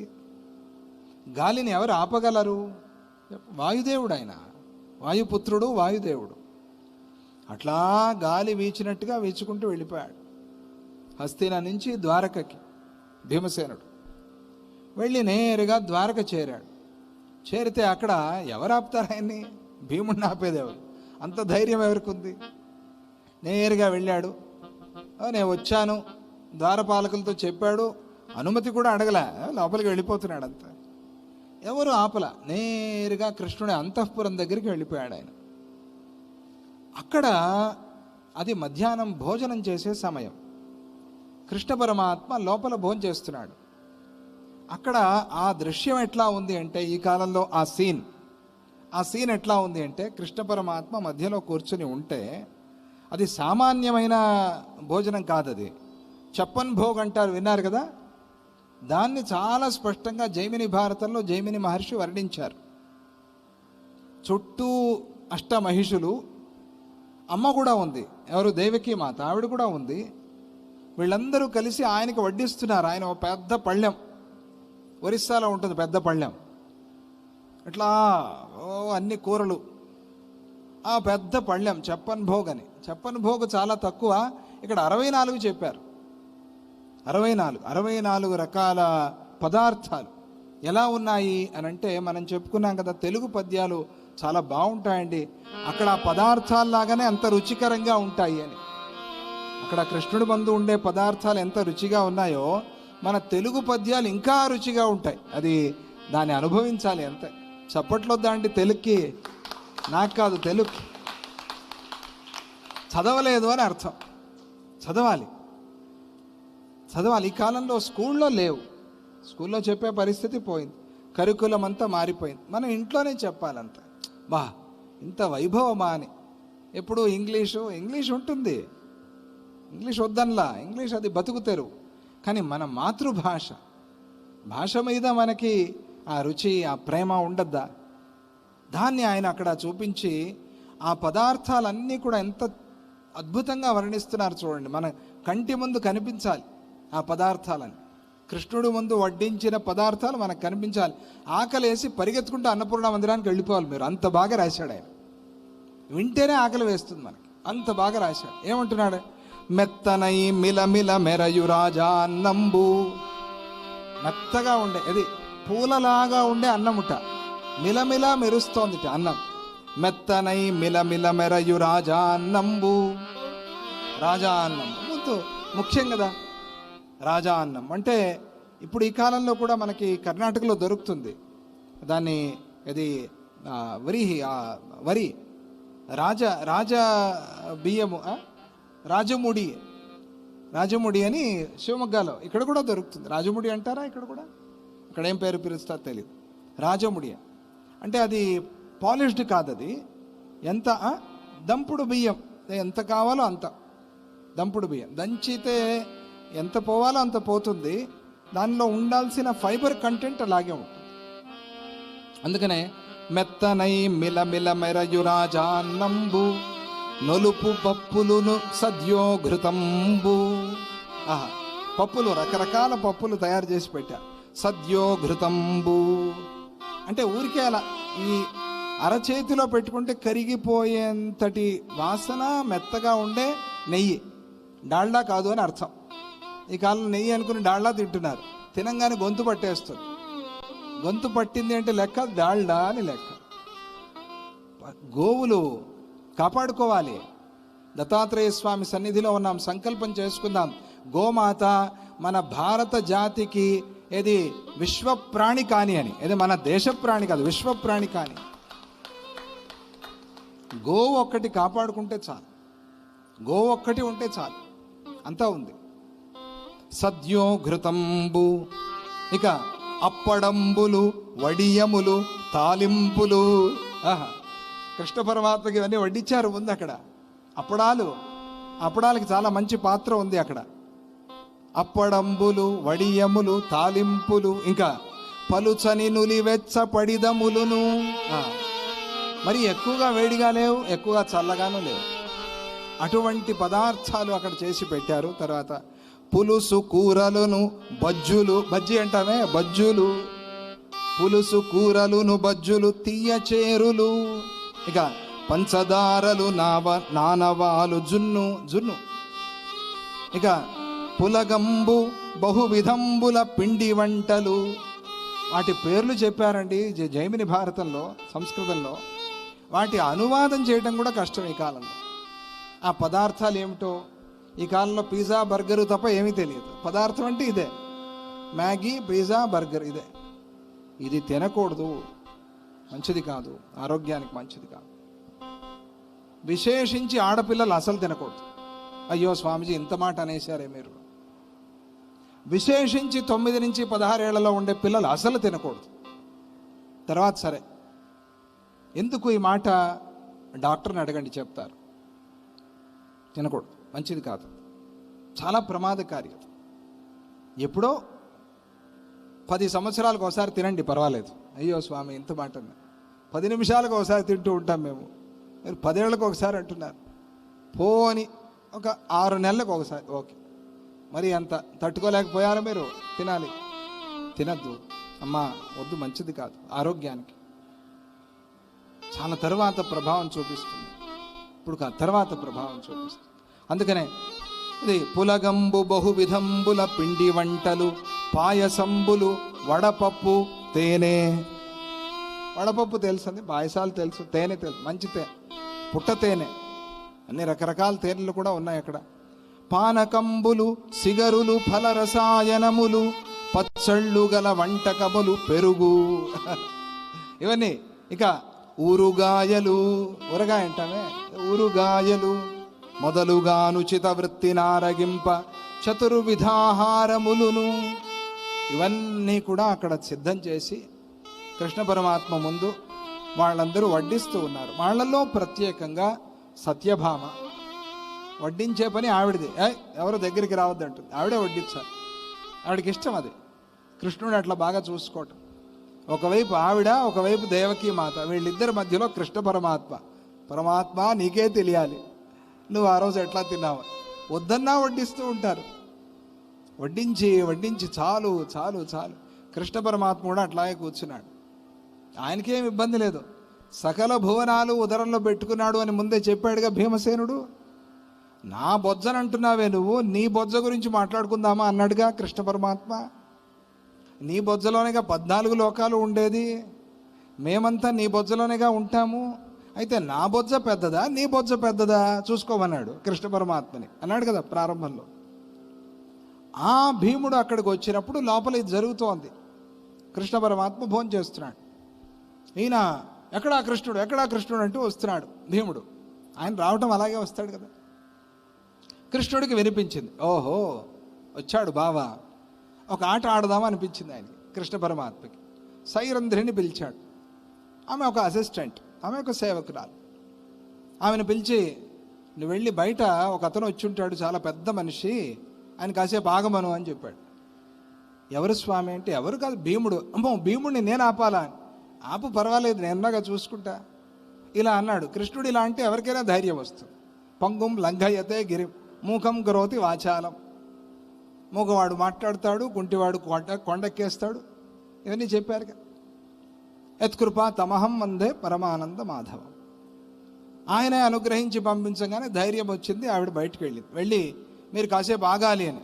ఎవరు నువ్వు? ఆయన ఇంతున్నాడు, ఈవిడ ఇంతుంది, ఎవరు నువ్వు అన్నాడు. ఏమో తెలియదండి, కృష్ణ పరమాత్మ చెప్పారు మీరు లోపలికి వెళ్ళకూడదట, మిమ్మల్ని ఇక్కడే ఆపేయమన్నారు. నన్ను ఆపమన్నాడు ఆ కృష్ణ పరమాత్మ. కొంచెం కోపం కూడా వచ్చింది. బాగా భక్తి ఎక్కువగా ఉండే వాళ్ళకి కోపం కూడా వస్తుంది. ఒక స్వామ్యం, నేను నా వాళ్ళు అనే ఒక భావన. నేనెందుకు వెళ్ళకూడదు, నన్నే ఆపమంటున్నాడు కృష్ణ పరమాత్మ. ఎందుకు? సరే, ఆయన చెప్తున్నాడు కదా, ఇప్పుడు లోపలికి వెళ్ళటం మంచిది కాదు. ఆయనకు అర్థమైంది, ఏదో లోపల సంభాషణ జరుగుతోంది అని ఆయనకు అర్థమైంది. ఆ సంభాషణ చాలా చమత్కారంగా ఉంది. భీముడు వచ్చే సమయంలో సత్యభామ దేవకీ మాత మాట్లాడుకునే మాటలు చాలా అద్భుతంగా ఉన్నాయి. దాన్ని మళ్ళీ రేపు చెప్పుకుందాం మనం. వాళ్ళిద్దరి మాటలు చాలా బ్రహ్మాండంగా ఉన్నాయి. అక్కడ వాళ్ళిద్దరూ కృష్ణుణ్ణి పొగుడుతున్నారా తిడుతున్నారా తెలియకుండా మాట్లాడతారు. చివరికి దాని రహస్యం అంతా చెప్తారు. వాళ్ళ మాటల్లో ఉండే రహస్యం అంతా చివరికి బయటపడతారు. అలా వాళ్ళు ఆ కృష్ణతత్వాన్ని మాట్లాడుకుంటూ ఉంటే భీమసేనుడు బయట నిలబడ్డాడు కదా, ఈయనకి మంచి ఆకలి, అన్నీ మర్చిపోయి వచ్చాడు. ఇంకా ఇక్కడికి చేరాం కదా అని అప్పుడు ఆకలి గుర్తొచ్చింది ఆయనకి. అప్పటి వరకు ఆకలి లేదు. రాగానే మధ్యాహ్నం భోజనం, లోపల వేరే భోజనం జరుగుతోంది, వాసనలు వేరే వస్తున్నాయి. ఇంకా ఆకలి ఆగుతుంది ఆ భీమసేనుడు. ఆయనకి ఆకలి. ఈయన అదే పనిలో కావాలని కృష్ణ పరమాత్మ చేసే చేష్టలు ఎట్లా ఉంటాయి, అప్పుడే అప్పളം తీసుకుని కరకరాని అమ్మటం మొదలుపెట్టాడు, బయట వాడికి వినిపించాలి అని. బా, ఇది మండించడం కాకపోతే ఏమిటి, అసలే జఠరాగ్ని మండిపోతోంది, ఇంకా ఇంకా ఇంకా ఇంకా మండిపోయేలాగా చేస్తున్నాడు. అప్పుడు వెంటనే చెక్కిలాలు తీసుకున్నాడు. అవి తినడం కరకరా కరకరా అని కావాలి, శబ్దం చేస్తూ తింటూ ఉంటారు కొంతమంది, పక్క వాళ్ళకి వినిపించాలి అని. బస్సులో వెళ్తూ ఉంటే లేదా వాళ్ళకి పెట్టి తినాలి, లేదా రహస్యంగా మూసుకుని తినాలి. వాళ్ళకి వినిపించేలాగా అదే పనిగా చిప్స్ ప్యాకెట్లు ఓపెన్ చేసి వాళ్ళకి పెట్టకుండా వీళ్ళు ఒకట్లే, ఇది మంచి పద్ధతి కాదు. పాపం, అయ్యో పాపం. చిన్నప్పుడు పిల్ల చేష్టలు, మనకి ఫ్రెండ్స్ ఉంటారు, అందరూ కలిపి ఐస్ క్రీమ్ తీసుకుంటే వాడు తినడు, వీళ్ళందరూ తినేంతవరకు చూస్తాడు, వీళ్ళు తిన్న తర్వాత ఓపెన్ చేస్తాడు వాడు మెల్లగా. అప్పుడు వీడికి అనిపించాలి అరే ఐస్ క్రీమ్ అని, వాడు పెట్టాడు, వీడిని చూస్తూ తింటూ ఉంటాడు. వాడు తిన్నాడు, కానీ వాడికి ఏదో ఇది దీనిలో ఏదో స్పెషల్ ఉంది అనిపిస్తుంది. కృష్ణ పరమాత్మ అదే పని చేస్తున్నాడు. చేసి ఆయన ఈ భీముడికి ఇంకా కోపం వచ్చేలాగా, ఆకలితో కోపం ఆయనకి. ఆ కోపంతో ఆయన భీముడు రగిలిపోతూ ఉంటే బయట, లోపల కృష్ణ పరమాత్మ ఏమీ తెలియనట్టుగా, ఏమీ వినిపించినట్టుగా కాసేపు తినటం, కాసేపు ఆపేయటం. ఆపేస్తే బయట నుంచి భీముడు అడుగుతాడు, ఏమైనా ఆపేశావు, నీ గొంతులో ఏమైనా దిగిందా, నీ గొంతులో ఏమైనా కొండలు ఇరుక్కుపోయాయా, బయట నుంచి అడుగు. కోపం ఆయనకి, లోపలికి వదలలేదుగా భోజనానికి దర్శనానికి. నువ్వు కొండలు ఎత్తావు కదా, అప్పుడు ఏమైనా కొండలు ఇరుక్కుపోయాయేమో, మీ అమ్మని అడుగు, నీకు ఆ ఇరుక్కుపోయింది బయటికి తీస్తుంది. పాపం ఆవిడ వల్ల ఏమవుతుందిలే. మీ అన్నయ్య గారు ఉన్నాడు కదా, ఆయన అడుగు, ఆయన దగ్గర ఒక పెద్ద నాగలు ఉంది, ఆయన నీ గొంతులో ఇరుక్కుపోయిన దాన్ని తీయటానికి ఆయన నాగలే సరి, ఎందుకంటే పెద్ద కొండ కదా ఇది నీలో ఇరుక్కుపోయింది. మీ అన్నగారిని అడుగు, అడిగితే ఆయన వచ్చి ఆ నాగలి పెట్టి ఆ ఇరుక్కుపోయింది బయటికి తీస్తాడు. భీముడు బయట నుంచి మాట్లాడుతున్నాడు, ఎందుకు కోపం ఆయనకి, వదలలేదుగా లోపలికి. ఇది బయటికి, లోపల రహస్యం వేరే. ఆయన అక్కడి నుంచి బయట నుంచి మాట్లాడుతున్నాడు. ఈయన లోపల కావాలని ఇంకా ఆయన్ని రెచ్చగొట్టడం, కృష్ణ పరమాత్మ కావాలని చూద్దాం ఏమేం మాటలు వస్తాయో అని. ఆ రకమైన సంభాషణలో ఇక కృష్ణ పరమాత్మ ఏమీ తెలియనట్టుగా ఎప్పుడు వచ్చావు అనుకుంటూ చేతులు కడుక్కుంటూ బయటకు వస్తాడు. ఏమయ్యా, కొత్తగా నాటకాలు ఆడుతున్నావు నువ్వు, నే వచ్చా అని తెలిసి పంపించావు సైరంధ్రిని నన్ను ఆపేయమని, ఇప్పుడేమో అసలు తెలియనట్టుగా మాట్లాడుతున్నావు, ఇది ఎక్కడ వింతయ్యా. సరే, నీ వింతలు ఇలాగే ఉంటాయి, నీ ఆటలు ఇలాగే ఉంటాయి, దాన్ని అనుసరించి పోవటమే తప్ప నిన్ను శాసించేది ఎవరు? కృష్ణ పరమాత్మ. జై బలో శ్రీకృష్ణ పరమాత్మకి జై. ఉగాది నాడు తెలుగునాట పంచాంగ శ్రవణము అనంటే వారు చెప్పాకే మన ఉగాది ప్రారంభమవుతుంది. అలాంటి అద్భుతమైన పండితులు రావటము, శతచండీ యాగం జరిగే సమయంలో ప్రతి సంవత్సరం కూడా స్వామీజీ వారు ఇలాంటి అరుదైన పండితుల్ని పిలిపించి మంచి మాటలు చెప్పిస్తూ ఉంటారు. ఈ సంవత్సరం ఇంకా ఎవరు రాలేదే అనుకుంటూ ఉన్నాము, వారు రావడం జరిగింది కాబట్టి మరొకసారి స్వాగతం పలుకుతూ మంచి మాటలు మనందరికీ కూడా వినిపించవలసిందిగా కోరుతూ ఉన్నాము. జై గురు.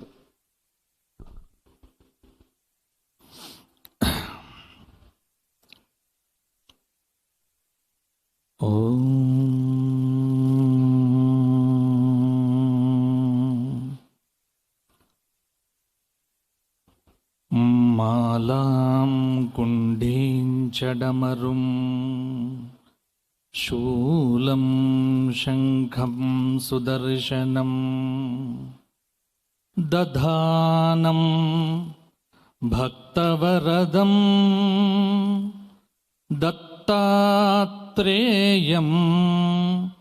नमाम्यहम्।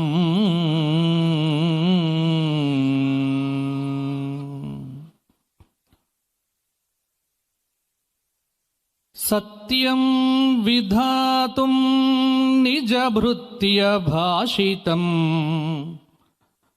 व्याप्तिं च भूतेष्वखिलेषु चात्मनः अदृश्यतात्यद्भुत रूपमुद्वहन् स्तंभे सभायां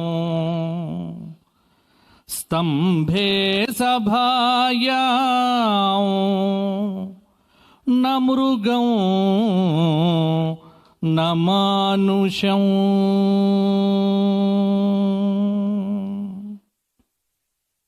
कुंडली कुमारी कुटिले चंडी चराचर सवित्री चामुंडे गुनिनि गुहारिनि गुह्ये गुरुमूर्ते त्वां नमामि कामाक्षी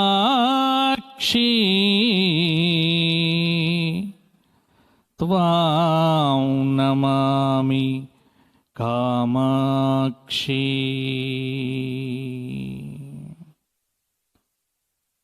దత్తాత్రేయ స్వరూపులు గణపతి సచ్చిదానంద స్వామి వారి దివ్య చరణార విందములకు శ్రీ శ్రీ శ్రీ దత్త విజయానంద తీర్థ స్వామి వారి దివ్య చరణార విందములకు సాష్టాంగ ప్రణామములు సమర్పణం చేస్తూ ఈరోజు ఈ కుంతి మాధవ దివ్యధామంలో శ్రీపాద శ్రీవల్లభ దత్తాత్రేయ సద్గురు అవతార అద్భుత క్షేత్రంలో మహాకాళి, మహాలక్ష్మి, మహాసరస్వతి, రాజరాజేశ్వరి, అంబికా, చండిక, దుర్గా, పరమేశ్వరి దివ్య అవతార ధామంలో ఆ ముగురమ్మల మూలపుటమ్మ యొక్క దివ్య స్వరూపంగా శ్రీ శ్రీ శ్రీ దత్త విజయానంద తీర్థస్వామి వారి యొక్క ముఖార విందంగా జైమినీ భారత శ్రవణం చేయటం అనేటువంటిదే ఒక దివ్య యోగమని నేను అనుకుంటూ ఉన్నాను. తెలుగునాట జైమినీ భారతం దాదాపు ఎవరు చెప్పే సాహసం చేయలేదు. అది చాలా క్లిష్టమైన, కష్టమైన, అద్భుతమైన, శాస్త్ర ప్రతిపాద్యమానమైనటువంటి దివ్య గ్రంథం. ఇటువంటి దివ్యధామంలో స్వామివారి యొక్క ముఖార విందం నుండి వస్తున్నటువంటి ఈ అద్భుతమైనటువంటి ఈ చాతుర్మాస్య దీక్షా సమయం నా జన్మ సాఫల్యం. ఎందుకంటే ఈరోజు నేను గత 4 రోజుల క్రితమే సనాతన ధర్మ ప్రచార యాత్ర అనే పేరుతో అమెరికాలో 100 రోజుల పర్యటన చేసి, అమెరికా ఎప్పుడు వెళ్ళినా ఖచ్చితంగా కార్యసిద్ధి హనుమాన్ దేవాలయంలో ఖచ్చితంగా ప్రవచనం చెప్పాలి అనేటువంటిది మా అప్పాజీ గారి యొక్క ఆజ్ఞ. అది అక్కడికి వెళ్ళి అక్కడ ప్రవచనం చెప్పి, నేను దాదాపు అమెరికాలో 18 రాష్ట్రాల్లో మొన్న ప్రవచనం చెబితే 18 రాష్ట్రాల్లో నాకు కనిపించిన ఒకే ఒక అద్భుతమైనటువంటి అంశం ఏమిటి అంటే, ఎక్కడ చూసినా అక్కడ అప్పాజీ గారి యొక్క దివ్యమైనటువంటి భగవద్గీత అధ్యయనం చేసినటువంటి బాలకులు. అసలు ఇది సాధ్యమా? ఎంత అద్భుతము అంటే, మొన్న డల్లాస్లో గిన్నిస్ రికార్డ్ అనేటువంటిది చాలా చిన్న మాట. ఇంకా ఏదైనా పెద్ద పెద్ద రికార్డులుంటే ఆ రికార్డులు కూడా ఇంకా అందనటువంటి అద్భుతమైనటువంటిది. అందుకే ఇది మానవ మాతృలచే సాధ్యమయ్యేటువంటి అంశము కాదు. అటువంటి అమెరికా పశ్చిమ దేశంలో సనాతన భారతీయ దివ్య విజయ యాత్రగా అద్భుతంగా భగవద్గీతను అన్ని వేల మందితో అద్భుతంగా చేయటం అనేటువంటిది అపర దత్తాత్రేయులు మాత్రమే చేయతగినటువంటిది. అది కనులారా వీక్షించడం జరిగింది. అది అనితర సాధ్యం. ఎందుకంటే పూర్వేషామపి గురుహు అని పతంజలి యోగ సూత్రాల్లో మొదటి గురువు ఎవరు అంటే పరమేశ్వరుడు అని. అట్టి పరమేశ్వర స్వరూపమే శ్రీపాద శ్రీవల్లభ దత్తాత్రేయ సద్గురు స్వరూపమైతే, గురువు లేనటువంటి గురువు ఈ జగత్తులో ఒక్కరే, వారే దత్తాత్రేయుల వారు. కానీ వారు కూడా ప్రపంచంలో ఉన్నటువంటి ప్రతి అంశము నాకు గురువే అనేటువంటి భావనతో భాగవతంలో ఏకాదశ స్కంధంలో యదుమహారాజుకు చెప్పినటువంటి 24 మంది గురువుల యొక్క తత్వ బోధలో ఏకాక్షర ప్రదాత గురురిత్యభిధీయతే అనేటువంటి అద్భుతమైనటువంటి వచనాన్ని చూపిస్తే, అటువంటి సత్యమును ఈ జగత్తు యందు ప్రతి చోట ప్రాదుర్భవింపచేసేటువంటి ఒక అవతార స్ఫూర్తితో ఈ జగత్తునందు అవతరించినటువంటి దత్తావతార స్వరూపమే మన గణపతి సచ్చిదానంద సరస్వతి స్వామివారు అప్పాజీ. ఎందుకంటే ప్రేమగా అందరం పిలుచుకునేటువంటిది, మాకు స్వామీజీ అనడం కంటే కూడా అప్పాజీ అంటే హృదయమంతా కదిలిపోతుంది, హృదయమంతా దివ్యధామం అయిపోతుంది, ఆనందమయమవుతుంది. అమెరికా ఏమిటి, అమెరికాలో భగవద్గీత ఏమిటి? నేను అనుకున్నాను స్వామివారి యొక్క సంకల్పంతో అసలు ఎక్కడ భగవద్గీత రాని పిల్లలు లేరు అక్కడ. తెలుగువారు కాదు, గుజరాతీ వారు, హిందీ వారు ఎవరిని చూసినా 700 శ్లోకాలు ఇలా కంఠాపాఠంగా చెప్పడం ఏమిటి, సుందరకాండ చెప్పడం ఏమిటి, ఒకటేమిటి, ఇవన్నీ కూడా వ్యక్తి చేసేటువంటిది కాదు. ఇది సాక్షాత్తుగా దత్తాత్రేయ గురువు మాత్రమే చేయగలిగినటువంటిది. అది సాధ్యమైంది మొన్న.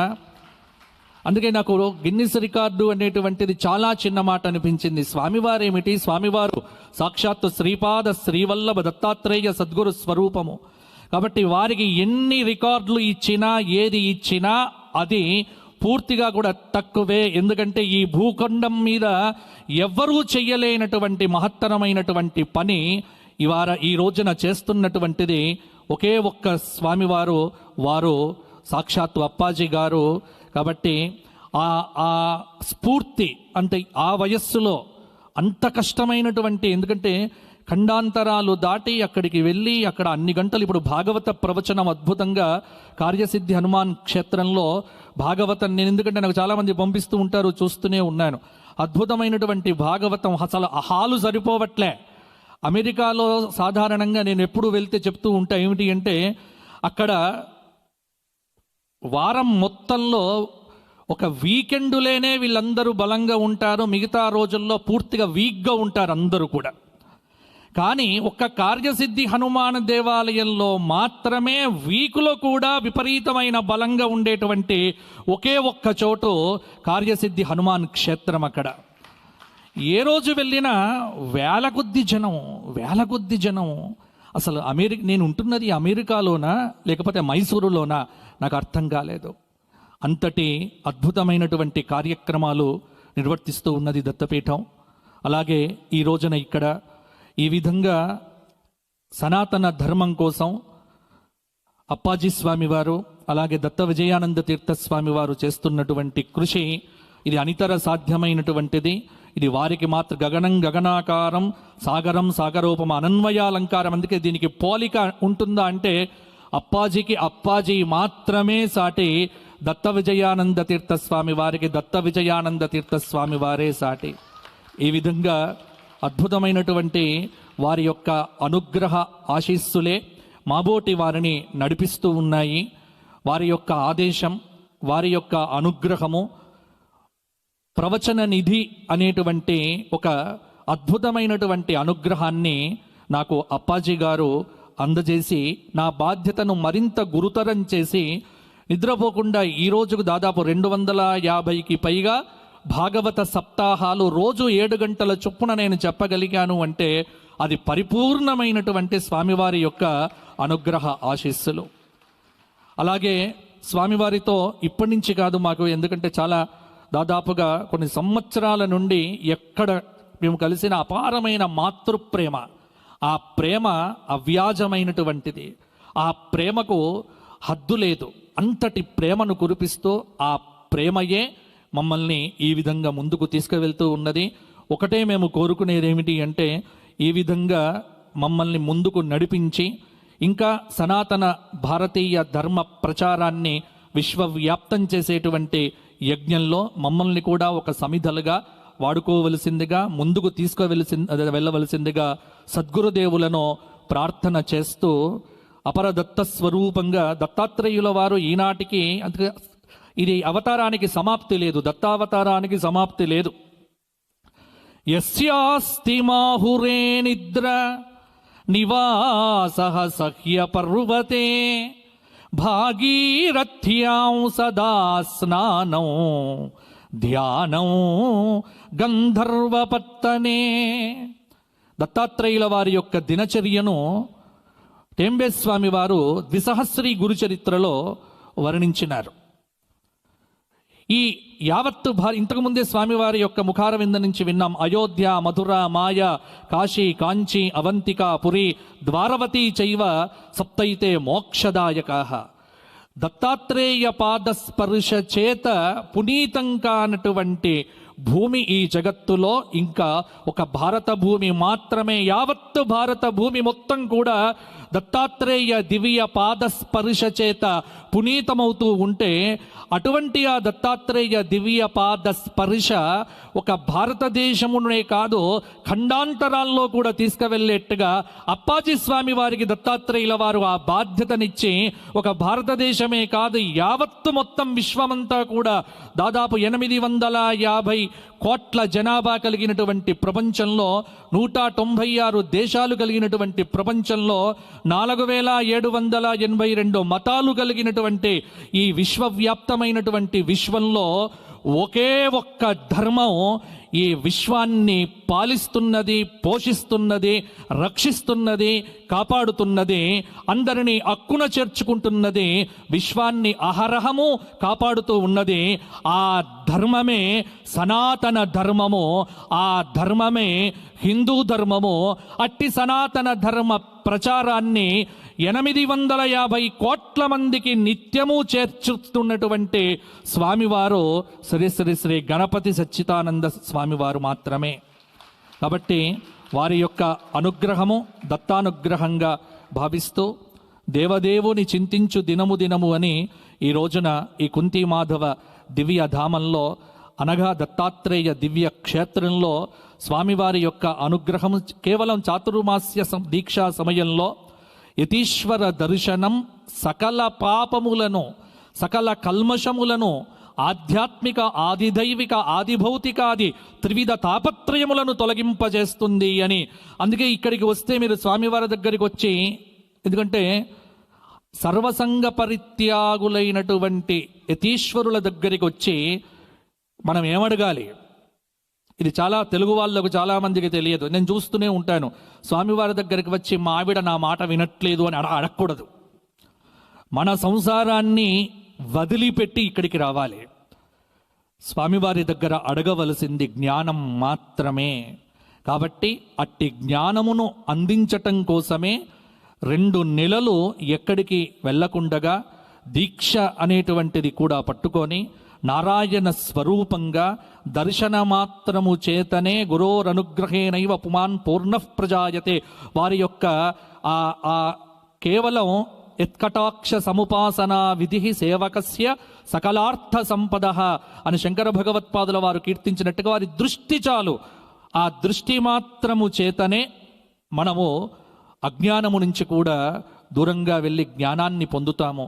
కాబట్టి ఈ దివ్యమైనటువంటి ధామంలో అందరూ కూడా చక్కగా స్వామివారు చెప్పేటువంటి వారి ముఖార విందం నుంచి వస్తున్నటువంటి జైమినీ భారతమును శ్రవణము చేసి వారు చూపించినటువంటి దివ్యమైనటువంటి మార్గములో వెళ్ళి జీవితములను సార్థకం చేసుకోవాలి అని కోరుకుంటూ మీ అందరికీ కూడా నాకు ఈ విధమైనటువంటి అవకాశాన్ని ఈ రోజున అందించినటువంటి శ్రీ శ్రీ శ్రీ దత్త విజయానంద తీర్థ స్వామి వారి దివ్య చరణారవిందములకు మరొకమారు సాష్టాంగ నమస్కారములు సమర్పణం చేస్తూ అందరూ కూడా చెప్పండి, దిగంబరా దిగంబరా శ్రీపాద వల్లభ దిగంబరా.